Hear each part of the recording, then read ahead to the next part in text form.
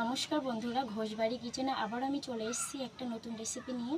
আজ আমি বোঁদে বানানো শেখাবো। খুব কম সময়ে খুব কম খরচে আমি এটা শেখাবো। দোকানের মতো মচমচে রসালোই আমি করব। আপনারা আমার সাথে থাকুন। প্রথম থেকে শেষ পর্যন্ত ভিডিওটা আপনারা দেখবেন, মাঝখানে কোনো স্কিপ করবেন না। তাহলে সঙ্গে থাকুন, আমার দেখতে থাকুন। বন্ধুরা, আমি 2 বাটি বেসন নিয়েছি। বেসনেই আমি বোঁদেটা করব। দোকানে বেসনে করা হয়, তবে বাড়িতেও বেসনে করে দেখাচ্ছি। স্বাদ মতো লবণ নিলাম।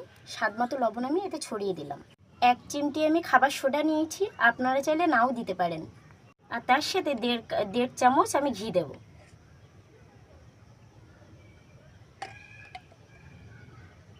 ওদের ব্যাটারটা আমি অল্প অল্প জল দিয়ে করব, একসাথে বেশি জল আমি দেব না। হালকা হালকা জল দিয়ে আমি ব্যাটারটা তৈরি করে নেব।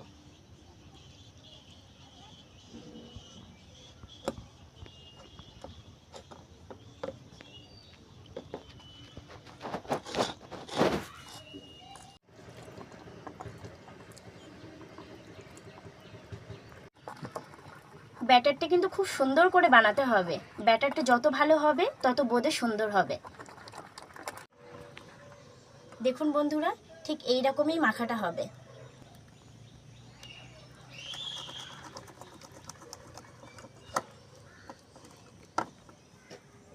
আমার ব্যাটারটা তৈরি করা হয়ে গেছে।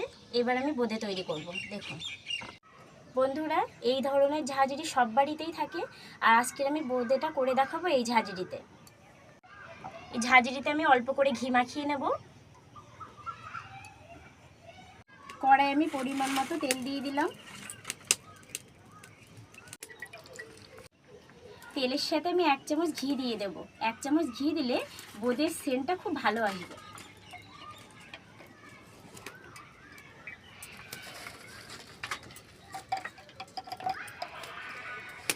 বন্ধুরা, বোঁদে ভাজার তেলটা ভালো করে গরম করতে হবে, না হলে বোঁদে ছাড়ার সাথে সাথে কড়াই তলায় লেগে যাবে। তেল গরম হয়ে গেছে, এবার আমি বোঁদে বানানো শুরু করছি। দেখুন বন্ধুরা, এবার আমি শুরু করলাম।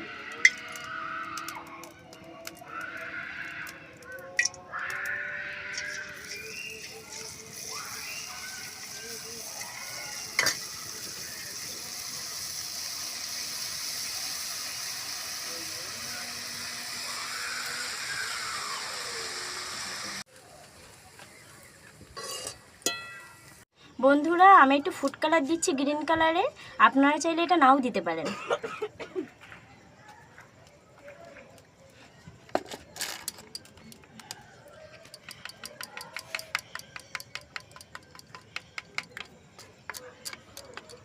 দু রকম কালারে বোঁদে আমি তৈরি করছি, একটা গ্রিন কালারের, একটা ইয়েলো কালারের। আপনারা চাইলে শুধু ইয়েলো কালারের বোঁদে তৈরি করতে পারেন।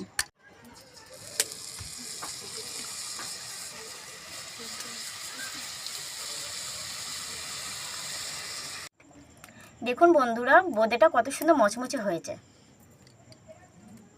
এবার আমি 1 বাটি চিনি কড়াই দিয়ে দেব। 1 বাটি চিনির সাথে 1 বাটি জলও দিয়ে দেব।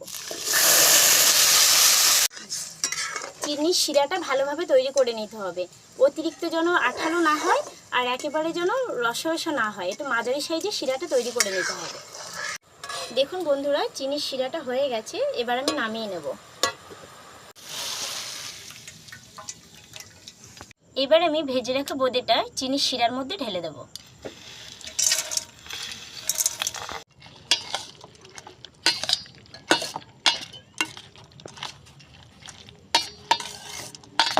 বন্ধুরা, চিনি রসের মধ্যে আমি বোঁদেগুলো চুবিয়ে রেখেছিলাম।